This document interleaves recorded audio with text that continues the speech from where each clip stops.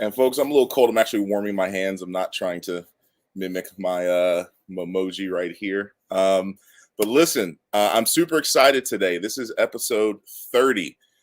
This is the last episode of the year. When I started this show, I had no clue I was going to get to this many episodes, and of course, as many shares and likes and follows and all the good stuff and love y'all been giving me this year. So I am very thankful, as you see from my little emoji buddy over here.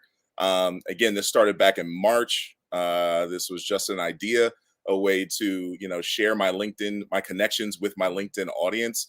And I was super nervous because I'm usually not in front of the camera. I'm usually behind the camera.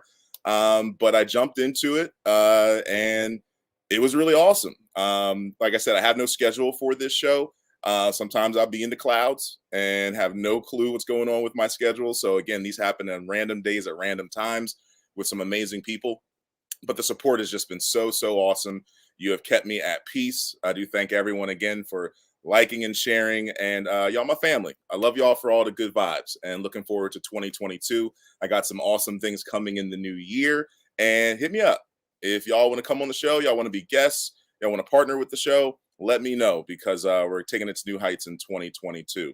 But without further ado, let's get right into it because I got someone awesome for y'all to meet. And let's close out 2021 strong. Peace.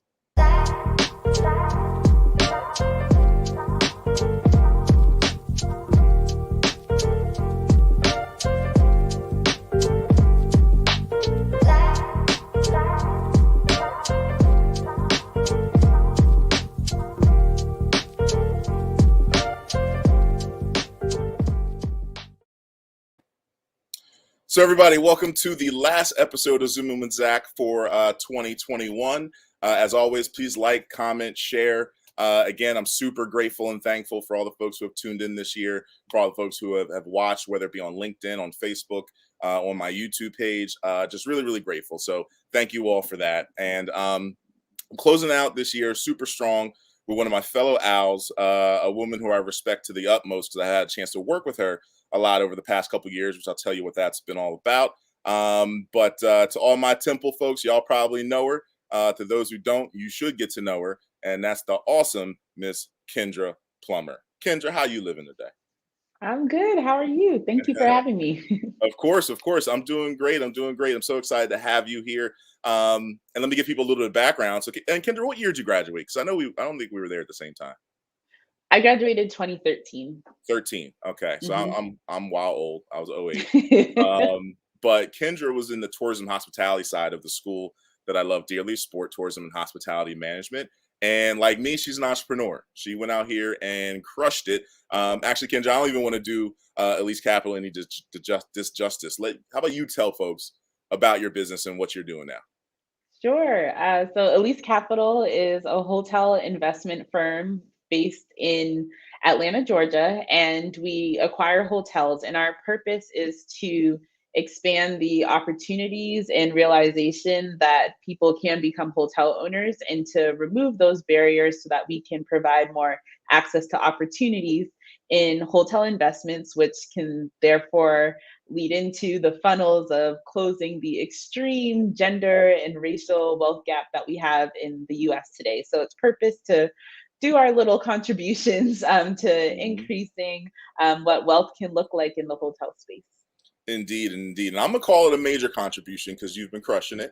Thank you. I want to say kudos to you. I know a lot of folks might not know you were actually named one of Temple's 30 under 30 this past year for some of the amazing work you're doing. And it's so important. It's so vital, to have that representation in that space. And again, like you're right, it builds wealth. Home ownership is one thing, but once you're starting own businesses and of course ones that are successful like hotels, I think it's so Mhm. important.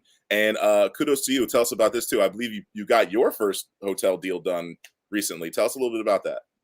Yes, in July of this year, we acquired a Hampton Inn in Douglas, Georgia. So it's 61 rooms, and Hampton Inn is one of the limited service brands within the Hilton family. So it's our first hotel in the portfolio, and we're continuing to grow. That's so awesome. I'm so awesome. And for folks who are like, hey, I might be investing other areas, but I'm interested in maybe investing in property or in hotels. Like, what's the best way to get into this space? Like, what would you recommend for someone who's thinking that? Someone interested in investing in hotels, I always suggest to start out as a limited partner, which means that you're contributing a certain amount of equity for certain stakes or percentage in the hotel. But you're not having to be the general partner, which is what Elise Capital is. And that means that you're the one that finds the deal, you're liable, you owe your investors Hmm. fiduciary duties and things of that sort. So a limited partner allows you to be a passive investor, just sit and collect your dividends, but also have other perks of hotel ownerships, like in some cases you can get hotel discounts within the brands and things of that sort. So if you're interested in becoming a hotel investor and owning a hotel through that way, I suggest that you develop relationships with a hotel sponsor like Elise Capital, for example, and then you can invest in those types of funds. So awesome, so awesome. So, folks, I have her Instagram scrolling on the bottom. I'm gonna put the website down there as well. Definitely get in contact with Kendra. And I would say I'm going full spectrum. If you want to invest, get in contact with her. If you want to learn more about just being in the space, if you're in the hospitality industry and you want to support or you want to learn, Kendra's a great wealth of knowledge. I also know that firsthand. Actually, let me hold on. Can I show off my pen, my little STHM? You know, I'm rocking my pen.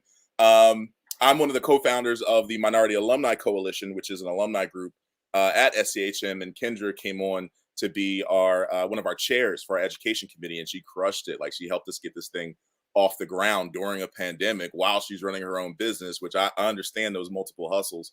So I'm Yes. super grateful for you, Kendra, and really appreciate the work you've done Oh, thank on you. that It's side great as work. well. Yeah, yeah, we out here making differences. That's all we doing. A big difference. It's a huge impact. So I love everything that that organization stands for. Indeed, indeed, and we love having you. So Kendra, we about to get into the fun part. Let's Some go. people call this the nervous part, but I call it the fun part, and that's the three random questions. So it's the last three random questions of 2021, and what All I need you right. to do is give me a three-digit number. None of the Mhm. numbers can be the same. Okay. So 204. 204 to close the year out. I like it. I like it. So let's go down to question number two. Hold on. Ooh, okay. I feel like I'm going to say I know. Actually, I'm not going to say no. I'm just going to throw it up there. And I got my guess. If you could work in another industry or job, what would it be and why? Hmm.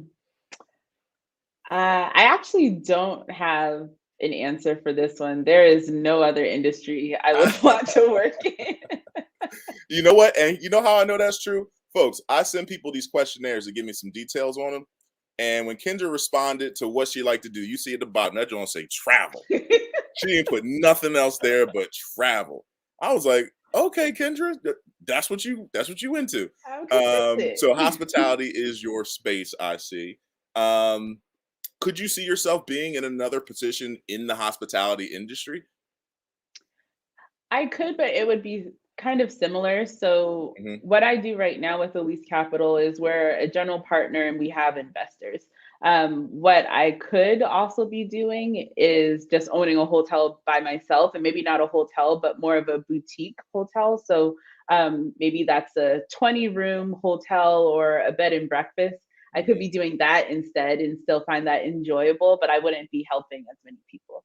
Gotcha, gotcha, gotcha, and that's much respect on that. And shout out to you, Terrence. Yeah, make sure you connect with her, follow her, connect with her on LinkedIn. She could be a wealth of knowledge as you start doing this, doing acquisitions. Um, your next number was zero, which is my favorite because Is that one means random. I get to Oh choose the no. question. So I'm gonna think about which one I'm gonna give you. I'm gonna jump to your four first, and then I'm gonna hit you with the random. Okay, number four. A business genie grants you one business wish. Mm. What is it? Oh, okay. Just Most one genies got three wish. wishes. You get one here. I think that my one wish would be that's so hard. Um, Hmm. Let's see. Okay, so I think the one wish would be brand expansion. And I think that's because that unlocks even more doors. So the way that hotels work for on the private equity side is that you're one finding hotel deals and then you're raising capital. So Mhm. the key foundation there is people knowing you.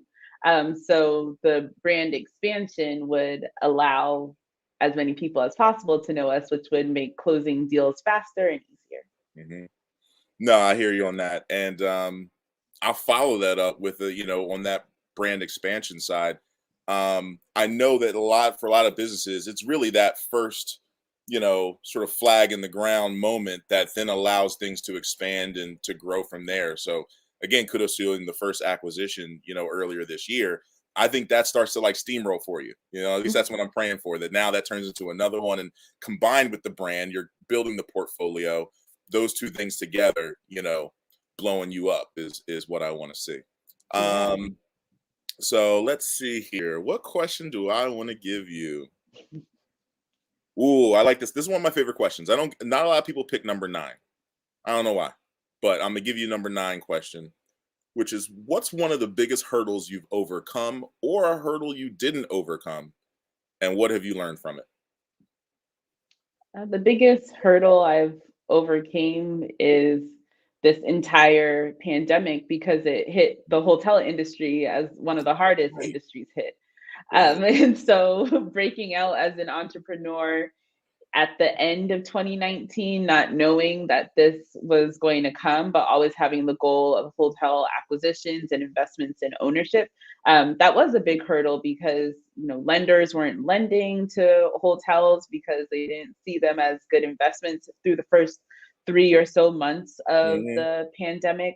And so what I learned is that you can always change a scenario and maybe you have to change the way that you get into things, but starting small always can lead to your bigger path as long as you're continuing to move forward and step by step.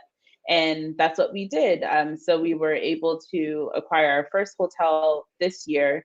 Mhm. And that challenge of making sure that it was a smart investment, we were able to do that because we were able to wait through some time periods, take small steps, and not just leap into something large, and really assess our risk throughout the opportunity cycle. Right. That's so awesome. I mean, I don't know how much I need to invest or how much you gotta be to step in, but like I'm interested. I want to get involved. Interesting. Awesome. Well, listen, folks. This has been again an amazing year.